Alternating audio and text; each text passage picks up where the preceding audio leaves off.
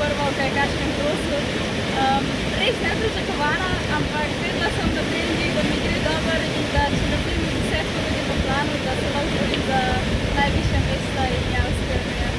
Ja, zelo uspešno sem se borila naprej, torej nadaljevala sem z osmino, na osmino četrtino in potem tudi polfinale sem se vrstila. Vsako borbo sem zelo dobro oddelala, imela sem pravilne odločitve, zelo napadalno, res je šlo vse po planu, potem se je pa malo zlomilo v polfinalu.